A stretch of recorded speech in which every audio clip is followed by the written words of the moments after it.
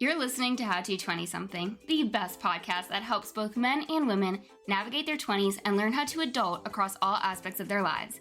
We're going to focus on career, relationships, finances, fitness, nutrition, and all of the common challenges and obstacles a typical 20-something will face in this post-college life. I'm your host, Jess Diamond, and I am the CEO and founder of Jess Diamond Coaching, where I help young professionals get their shit together, gain their confidence, and own their life. No one prepares you for this adulting world, so allow me to help you feel like you are no longer a chicken running around with its head cut off and that you actually know what the hell is going on and what your next step to take is. Welcome to How to 20-something. Before we dive into today's episode, I do want to make one final announcement, which if you're listening to this episode and have trouble with procrastinating, then this announcement is definitely for you because tomorrow, that is if you're listening to this in real time, but tomorrow, April 29th at 7 p.m. Eastern, I am hosting a Zoom call that is titled, This Is Not Your Life. And it's to help you take in information that the world has to offer, whether it's online, on social media, on podcasts, news outlets, or in person from friends and family.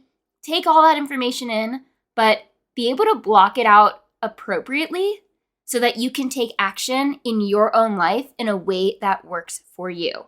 It is completely free. It's going to be on Zoom, and trust me when I tell you, you need to sign up for this workshop. So do not wait until the end of this episode or until right before the Zoom call is supposed to happen tomorrow, and head to the show notes right this instant as I'm talking to you to fill out your name and email and get the confirmation Zoom link so that you can hop on the call or be on the list to receive the replay if you can't make it live. But like I said, go to the show notes or to justdiamondcoaching.com/noise. But please stop waiting, stop procrastinating, and go sign up right now because I know you and I know why you're listening to this episode and you will forget. So go do that. And on that note, here is episode 98. Welcome back to How to 20-something, and boy, am I glad you're listening and you didn't push this episode off, because today's episode is all about procrastination. I've noticed this to be a common theme amongst a majority of my clients as of late, so I figured, why not make an episode about it? Which, it makes sense, since when you step into a coaching partnership with me, you're doing so because you want more out of your life. And either you don't know what that looks like, but are itching for a change or clarity, or you don't know what steps to begin taking, or you're scared to begin and therefore delay taking action. And that's the key part that we'll be touching on today. So what I do is I step in and help guide you along that path. And what happens is I'm going to nudge you to try new things, to step out of your comfort zone and out of the ordinary, so you make forward trending progress week after week. This newness and discomfort creates a battle in your mind, which in turn causes you to push the action you need to be taking, also known as procrastinating, what needs to get done. Luckily, working with a coach minimizes your procrastination because you're being held accountable week after week. In the obvious sense, we procrastinate when we don't want to do something or don't feel confident about doing said thing, and it can range from an assignment at work to the dishes at home, to getting yourself to the gym on the weekend, to calling your mom when you have not so great news to deliver, to applying for a new job. Regardless of who you are, you have a tendency to procrastinate in some area of your life. So today's episode is to highlight all the reasons you procrastinate, normalize this horrid habit, and then put measures in place to mitigate your procrastination tendencies. For starters, your reasons for procrastinating can vary greatly depending on the person you are and or the situation at hand. Whether it's a fear of failure, setting unrealistic expectations, poor time management, or something you just straight up do not want to do. You need to be able to identify why you're pushing something off and then learn the ropes to completing the task anyways.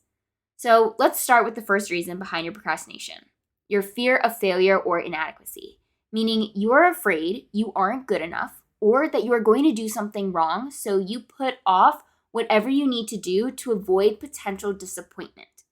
This stems from a lack of confidence and possibly a lack of clarity of what needs to get done. Let's take a work assignment, for example. If it's something you haven't done before and your boss explains it all to you, but when it comes time for you to execute, you don't actually feel like you know what you're doing, your natural instinct is going to be to freeze. Ugh, the worst is when your boss explains it, goes, "Do you have any questions?" You say no, and then when you go to begin, you have all the questions in the world, and now you have to backtrack to your boss with your tail between your legs. But going back to you freezing in place because you don't want to come across as dumb or annoying or unqualified, so you internally panic, and the result is you delay doing the task. You don't believe in your ability to get it done to a proper standard or are uncertain in what is required of you, but you know you have to get it done eventually. Like, you can put it off and fill your day with other things, but there is going to come a point in time where you need to complete it. What I want you to do from this point on is try. That's the only way you're going to learn. And you can admit that you have never done this before or that you forgot how to do it, but you gave it your best shot and would love feedback and guidance. Or what I would do when I had my full-time job and my boss would ask if I had any questions, I would respond with, "Not right now, but I might once I get started." That way, I'm communicating to her that she can expect a Teams message from me with a question or two. But it's okay to get something wrong or to have to start over. It's part of learning. And when you're in your 20s, you are in the very beginning stages of your career that requires a lot of learning. So just be open to feedback, get in the habit of communicating and of not being afraid to ask questions, and most of all, part ways with your perfectionism. Because it's not going to be perfect the first time around. Heck, probably not even the second or third or ever. Striving for perfection is an ideology that encourages you to hold yourself to unrealistic standards and then paralyzing you from messing up, thus promoting your procrastination. It's something that was instilled in us from a very young age with grading scales, where getting a 100% meant you were perfect and you were praised as a result. But in the real world, that's not how things work. You don't get graded on how you do in life day by day, yet we still strive for that unit of measurement to tell us if we're succeeding or not. It's pretty fucked up when you think about it. I mean, the school systems are so outdated and inconsistent to the real world that it's preparing kids for disappointment and discouragement when they grow up. And then these fresh college grads are struggling to adapt to an environment they are drastically unprepared for, yet expected to just know what to do. I have a client right now who is in college, and when we first began working together, he told me he wants to stay in school and just start accruing different degrees because he can't imagine his life without school. I told him that it's my job to help him feel prepared for the real world so he can move on from school, because that is a natural progression in life, and begin his life as an adult in whatever shape that looks like. It became my job because the system doesn't help you navigate adulting. Why do you think I'm a coach for 20-somethings? Which brings me to my next point behind procrastinating, which is delaying future events from occurring either because you're afraid of the unknown or you simply don't want change. Unfortunately, I have some very bad news for you, and that is change is the only constant thing in life. I've done several episodes and workshops on this topic, and even last week, Jenna said it was something she wishes she realized in her 20s. Because change sucks. It requires you to step up and do something different, which our brains hate. Sometimes you gotta rip things off like a Band-Aid because it's going to be scary regardless. Life is going to be scary. Any new transition from your norm is going to be scary.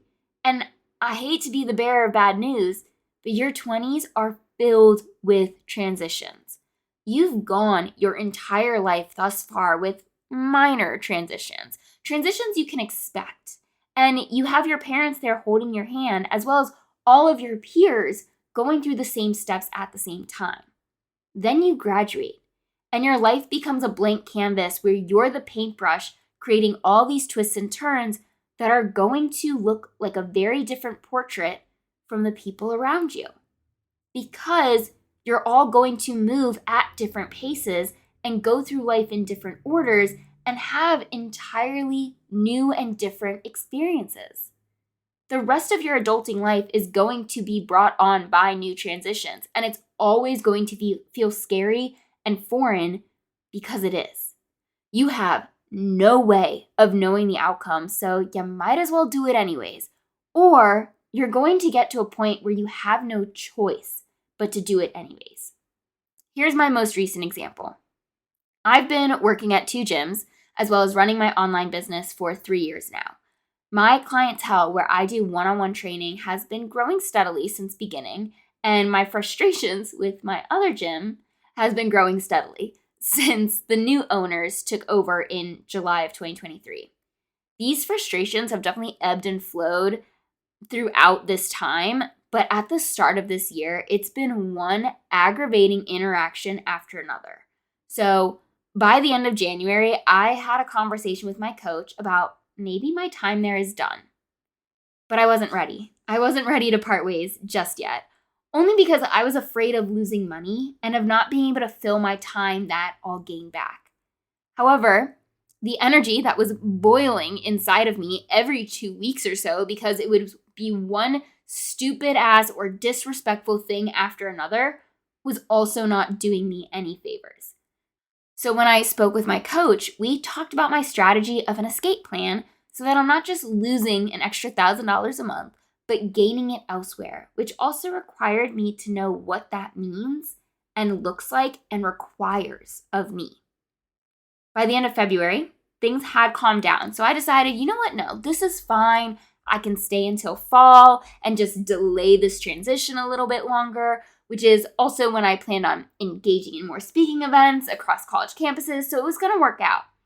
And then another blow came, and I found out my pay was being docked without my knowledge.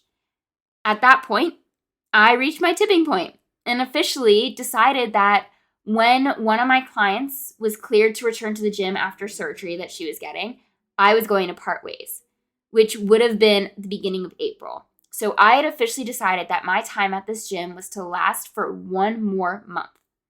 I actually ended up pushing up my timeline and not waiting for my client to return because of how much this owner and having this gym in my schedule was taking from my life. So instead of early April, I gave my notice at the end of March. And actually, at the time of me recording this episode, I have 5 days left at this gym. So by the time you listen to it, I will be gone. But when all of these shenanigans began, I realized I was staying comfortable with my income from my 2 gyms that I wasn't really trying hard with my business to obtain clients. I mean, sure, at first it helped me feel relaxed around my business, but it definitely shifted to a state of comfort. And I was scared to leave that comfort and transition away from group fitness. So I continued to procrastinate my departure until the universe and the shitty owners left me no choice. Is it scary? Fuck yeah. Am I glad I left? Fuck yeah. And I'm speaking to future me at the time of me recording this. So just know that when it's time to step up into a new level of you, you're going to resist. You're going to be scared. You're going to want to take a step down and seek more comfort. But life is filled with growth, and you're listening to this podcast because you are growth-minded. So tell your self-doubt, your fear of the unknown, your scaredy cat brain to shut up and acknowledge that you're uncomfortable and you're scared, and then take some kind of action anyways. You need to get the ball rolling so the momentum will build. My coach literally told me to say, I'm uncomfortable, and flail my arms around like, ooh, I'm so uncomfortable. And honestly, it helps. What also helps is creating a plan to ease your mind into this transition that you are fearful of. For me, that meant putting a lot more effort into building up my client base online and at the gym, while also planning for what I was going to do with my newfound free time. By the first week in March, I realized how much of my time was being put towards group fitness and away from networking opportunities, as the times always seem to conflict with one another. And I realized I have 2 workshops I want to put on between April and May, and I need the time back in my schedule to work on them. So find your plan. Figure out what's going to help you fill the gaps to calm your brain down. To recap, Reason number 1 for your procrastination is your fear of failure. Reason number 2 is avoiding discomfort. The third reason behind your procrastination is more for those pesky little tasks that you delay doing until the very last minute, or feel like there is not enough time in the day to get everything done, both of which come from poor time management. This is honestly the easiest type of procrastination I encounter with my clients, and probably the most obvious when you think about ways you procrastinate. I led a time management workshop last year for a networking group because of how common it is to let things slip through the cracks, or if you are someone who loses track of time / can't plan for time accordingly. Time management is simple when you break it down. It's being realistic to what you can accomplish in a given time frame and being realistic with how long something is going to take. And I teach this to my clients in the form of creating checklists both for the day and for the week. With the daily checklist, you're forced to think about the duration and organization of your day to ensure everything gets completed without the stress or the scramble. And it's thinking about these things before the day fully starts.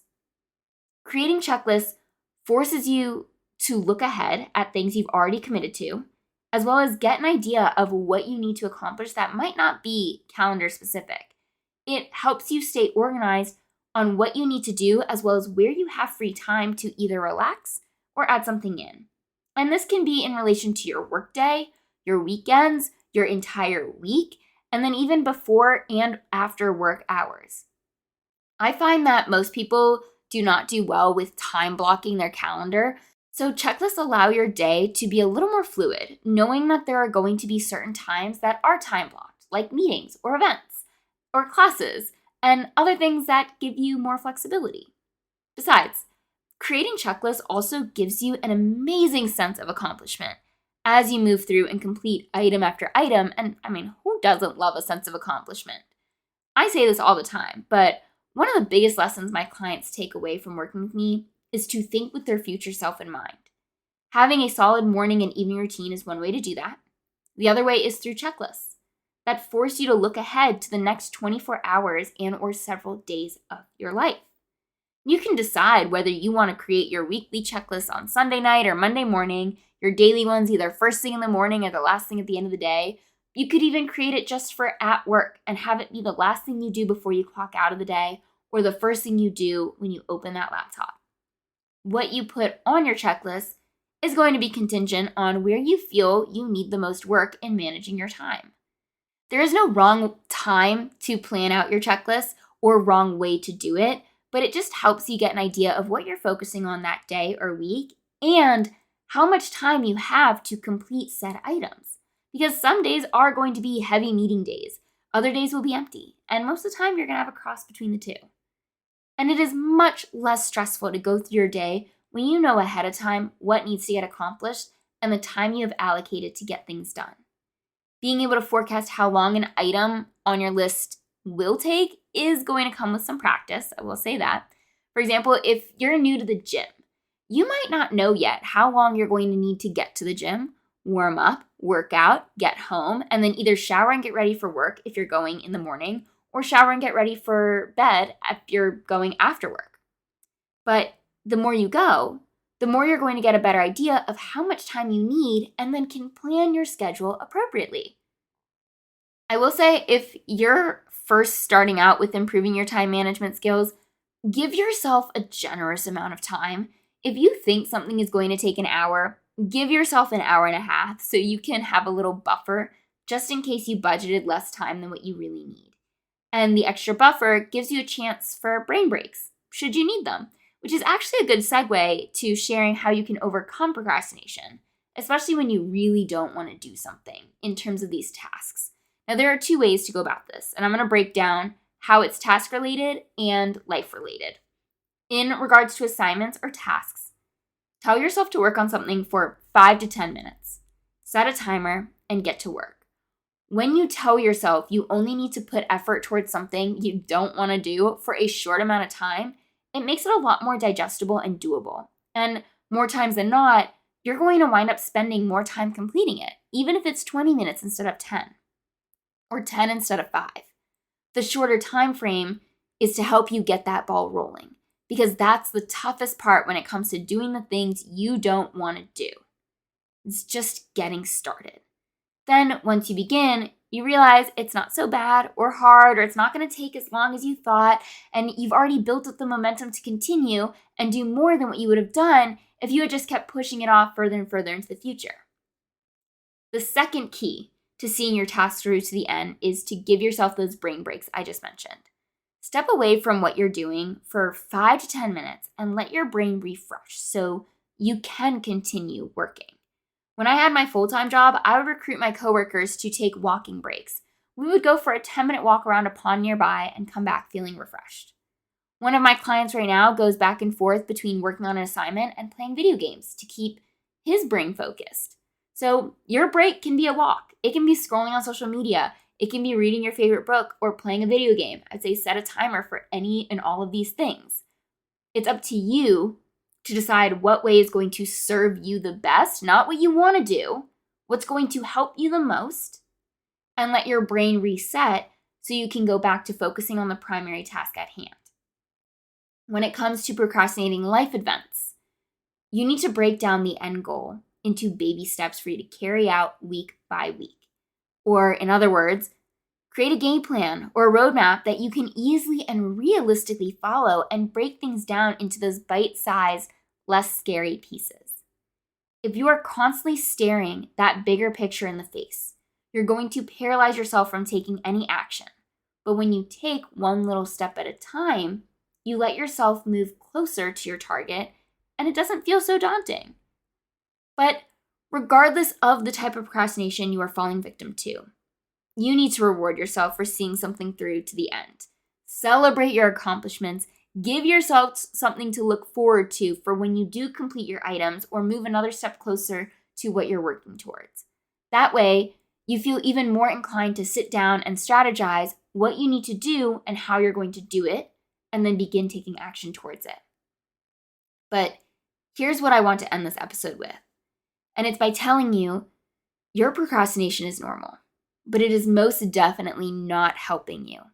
It's usually a symptom of your deeper fears, like the fear of failure, the fear of making the wrong choice, or the fear of success, all of which I've mentioned throughout this episode. When you finally move past all the resistance in your mind that is inviting you to procrastinate, you allow yourself to step into full control of your life, achieve your goals, and build up the proof that you can do hard things, all of which helps you build up your confidence both in yourself and in how you handle any situation moving forward.